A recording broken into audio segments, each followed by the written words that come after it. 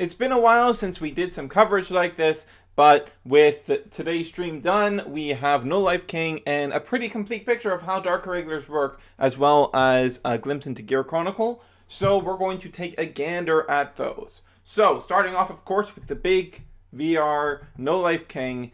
So this thing is when it's placed, you soul charge 1, it gets plus 2k for each card in the soul for the turn.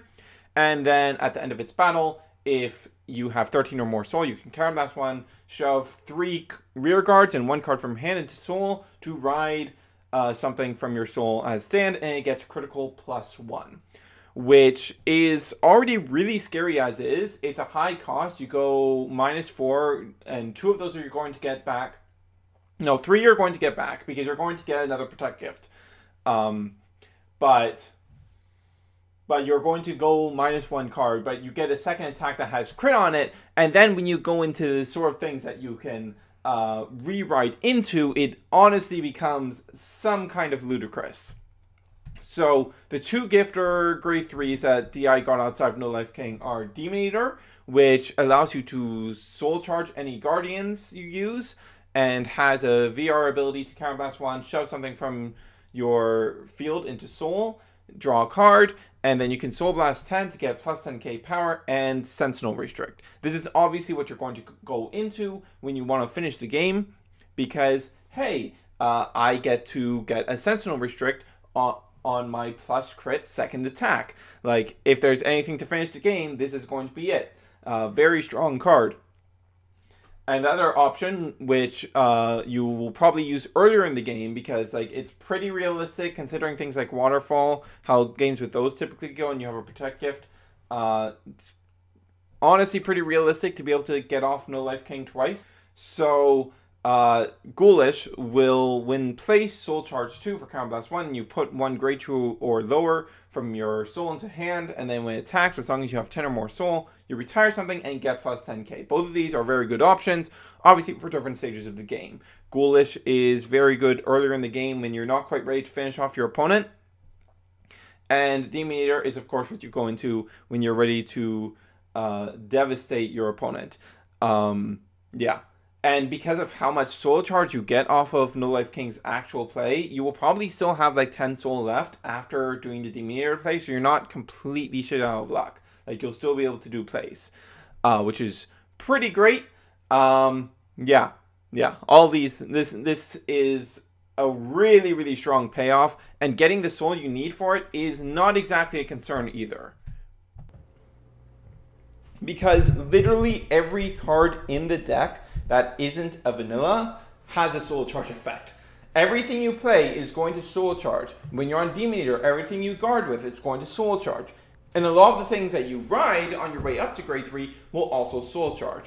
So moving into the rest of the stream reveals. First we have Prisoner Beast, which on place on Vanguard or rear, you soul charge 1. So when you ride this, hey, I get a soul charge. That's pretty spiffy. And it becomes a 10k on rear as long as you have 5 or more soul, which is super easy to achieve, probably achieving that by your grade 2 turn. Then for grade 2s, we have Werewolf Seeger that was revealed in today's stream. When it attacks on Vanguard Circle, you soul charge 2. So this accelerates your soul a lot. Then we have Gwen the Ripper, which was a recently revealed triple rare, which on place on Vanguard or rear, you soul charge 1. And then if you have 10 or more soul, you counterblast 1 to retire any of your opponent's rears. Very powerful effect, especially with a deck that's getting Protect gifts at the rate that this deck is going to be able to get them. Yeah, this is really good. And this condition, while you won't be able to get it in time for your grade 2 ride, in time for like turn 3 or turn 4 is easy as heck. Other various stuff that the deck has gotten that are important to note.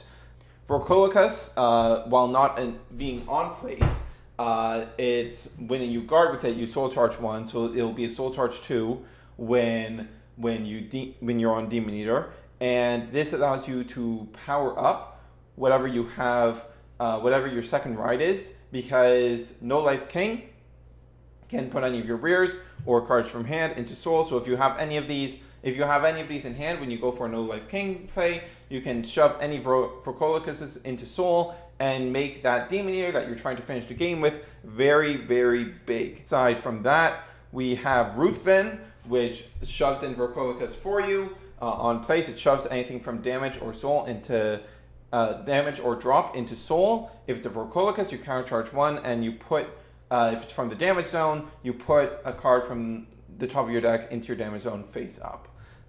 Very strong stuff. Like that's really nice because like having a countercharge engine is just very important. Should go without saying, but you know, and I think that's it for DI. The deck is coming together very nicely. As I said, like everything in the deck soul charges, even your rides. So getting to those soul thresholds is very easy, and the payoffs that you get are very worthwhile. Like No Life King is an extremely explosive card, comparable to Great Dayusha, and it's not anywhere near as screwed over if you ride it first as you would with Great Dayusha, and it's in Protect, and getting 2 Protect gifts on a restand turn is an incredibly balanced play, in the sense that it allows you to balance your offense and defense.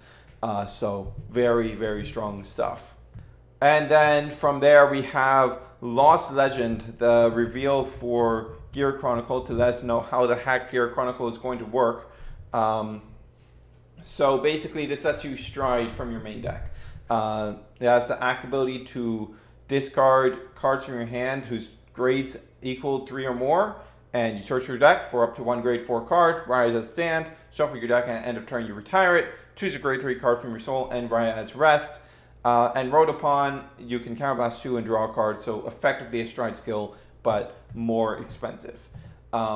Fortunately, whenever your stride ends, you get another force gift, which is pretty important, because since you'll be discarding most of your grade 3s to activate the pseudo stride skill, you won't have a lot of extra grade 3s to reride to get more force gifts. So if this didn't work this way, then the deck would have a very difficult time stacking up forces.